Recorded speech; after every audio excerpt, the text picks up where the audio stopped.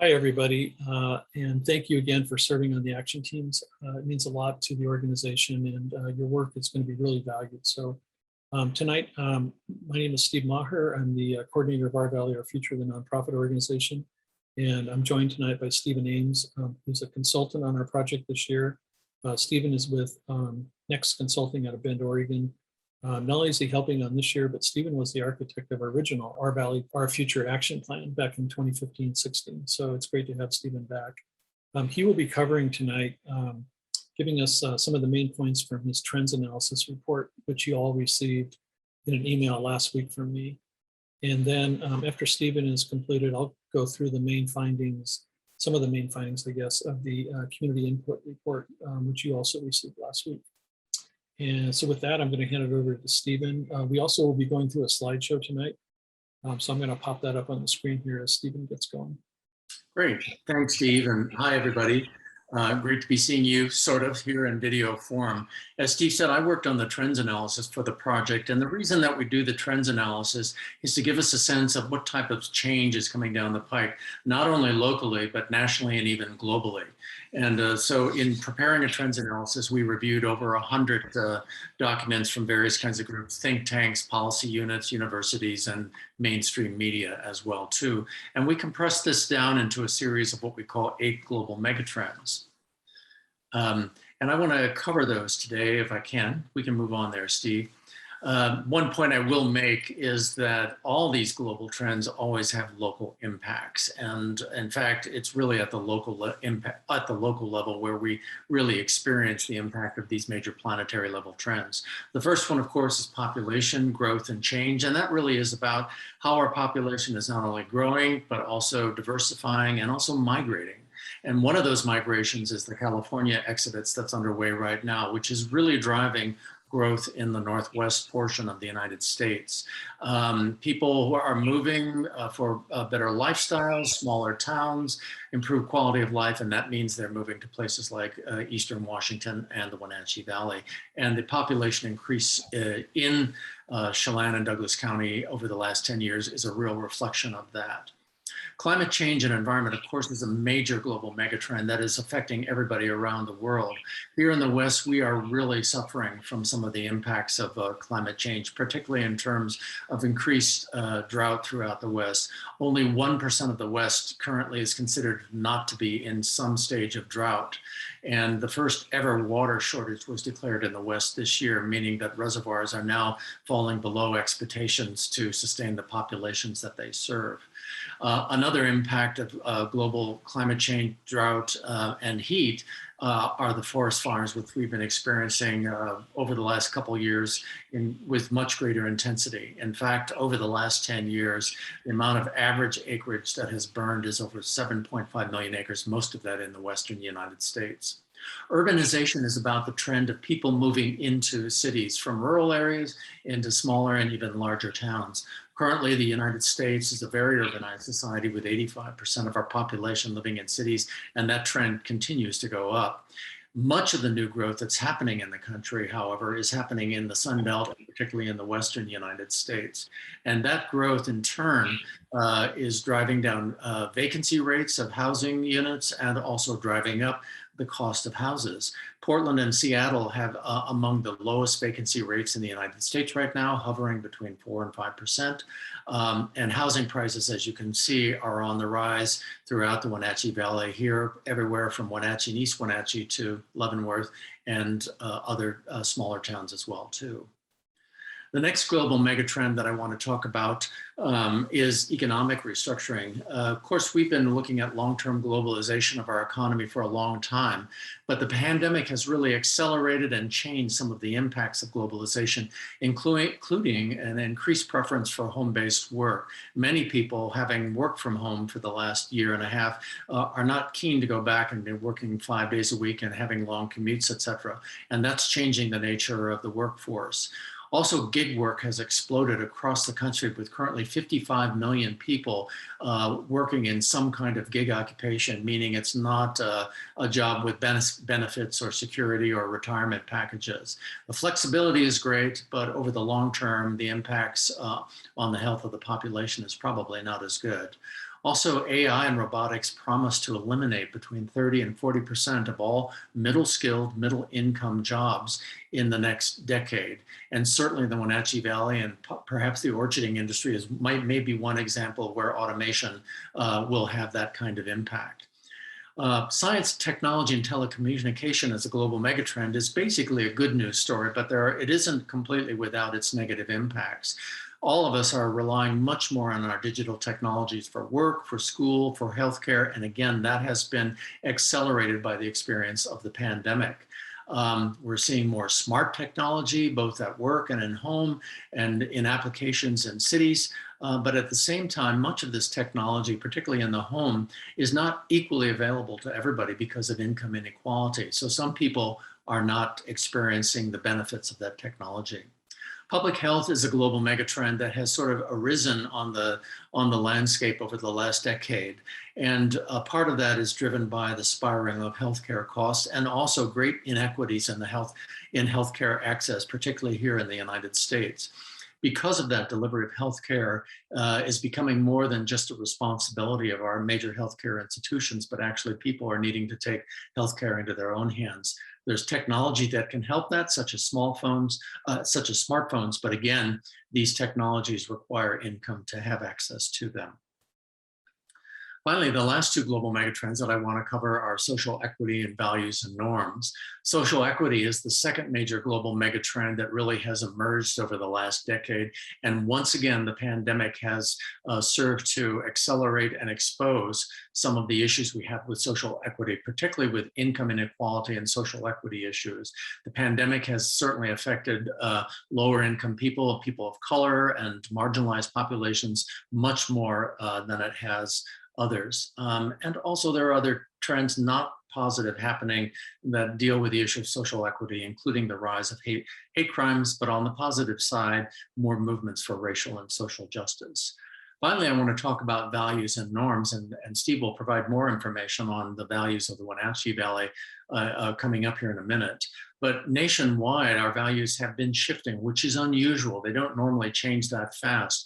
But over the last 10 years, or last 20 years, I mean, the values of patriotism, of religion, and also even having children are down, particularly among younger population groups, including millennials and Generation Z. Other values continue to maintain strong preference among Americans, including hard work, tolerance for others, financial security, and self-fulfillment. Finally, many Americans believe, up to 40% believe, that diversity and tolerance, which is a growing feature of our population, is a good step forward.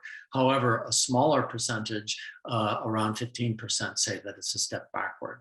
So those are the big global mega trends that are really driving our society and our region forward. And we encourage you to read the report that we prepared, because if we can develop action ideas for our action plan that respond to these trends, then our plan is going to be more proactive and more effective in addressing the change that's coming down the pike.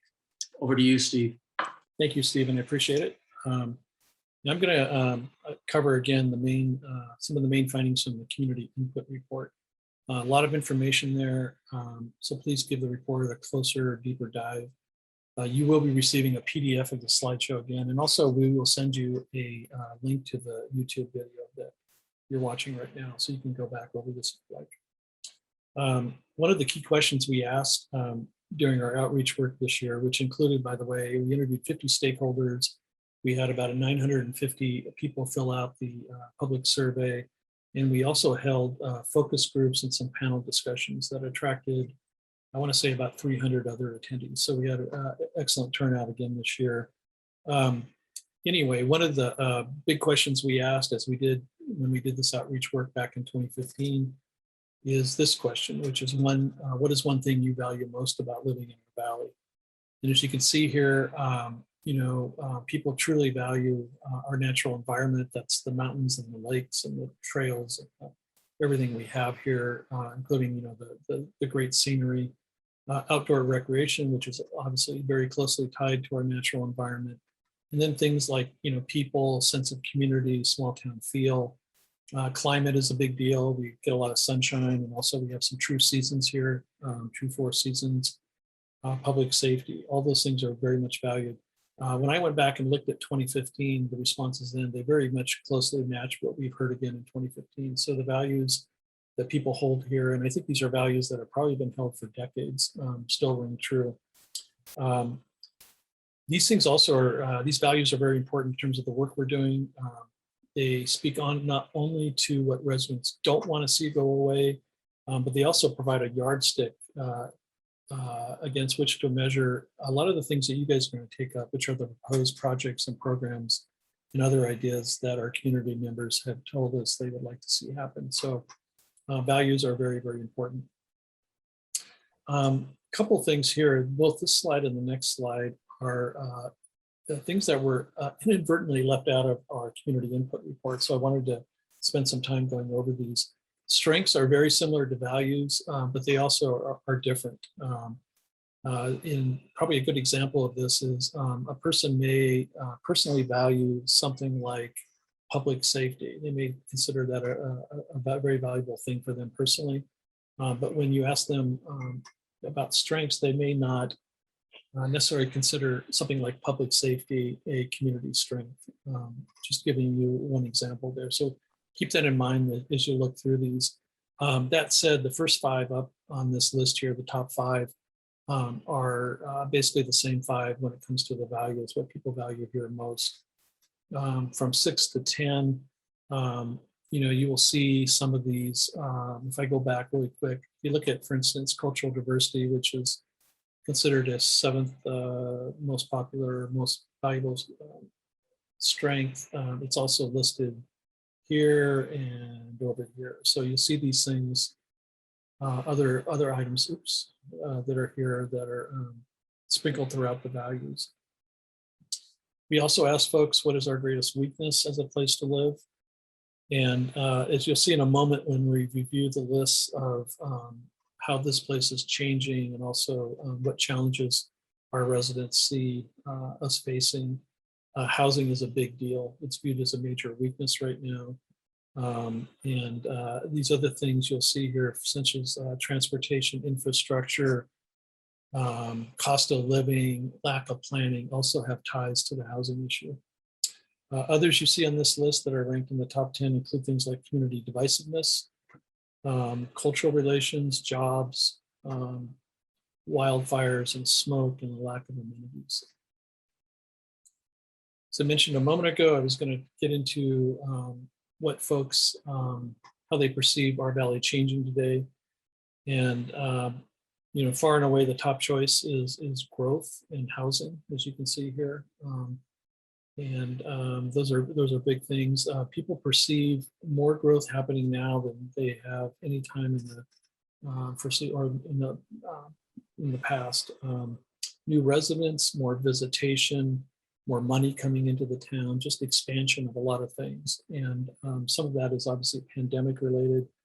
A lot of the other things you see here, like cultural, divisiveness, cultural inclusion and integration, the economy, public lands overuse. That's what the public lands notation is known or means.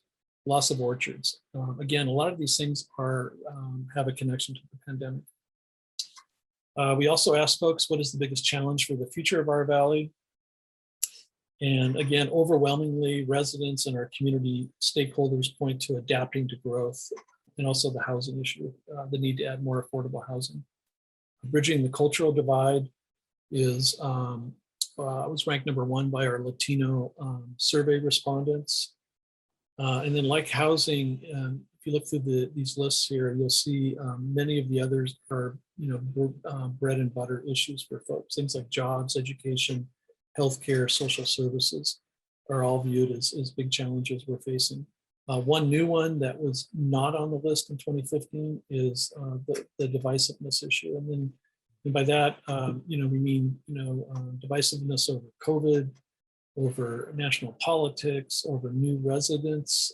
Some people are not happy about new people moving to the community, the urban-rural divide, and then also some cultural issues. COVID impacts.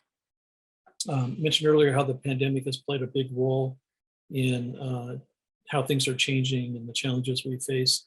One of the questions we asked stakeholders was we wanted them to rate the impact of the pandemic on the following aspects of the region. And one was very negative. They could either do 1, 2, 3, or 5. 1 is negative, very negative. 2 was somewhat negative. 3 neutral. 4 somewhat positive, and 5 very positive. So again, 3 is the middle. You can't go lower than 1. You can't go higher than 5. And as you see here, again, a lot of things we've already talked about, but education, arts and culture, health and wellness of people, our divisions, the healthcare system itself, housing, the economy, were all viewed as having taken the biggest hit due to the pandemic. And this again was the stakeholders, the 50 stakeholders we interviewed. We asked a similar question in the public survey. It wasn't exactly worded the same. Instead of asking about the impact of COVID on aspects of the region, we asked people here impacts of COVID on the aspects of their own life. But again, there's a lot of similarities. You'll see arts and culture, connection to the community, physical and mental health, employment, education. On the right-hand side are the Latino responses to the same question.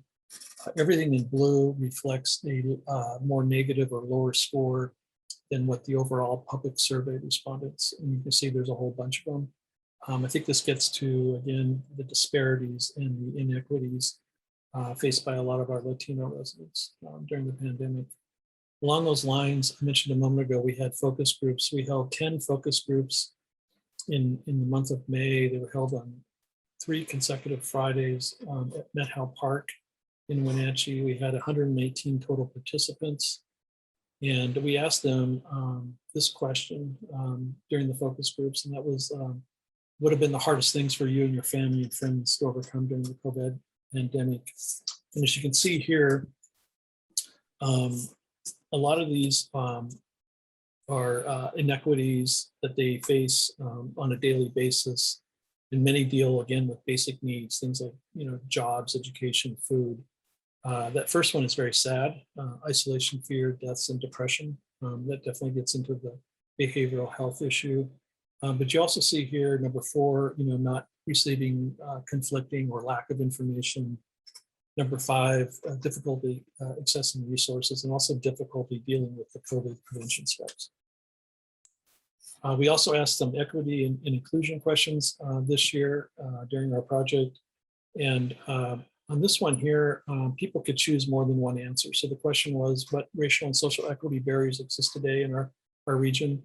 And you see under language, 64%. So that means 64 of all the survey respondents, the 950 survey respondents, checked language, the language box. 58% checked housing, et cetera, et cetera.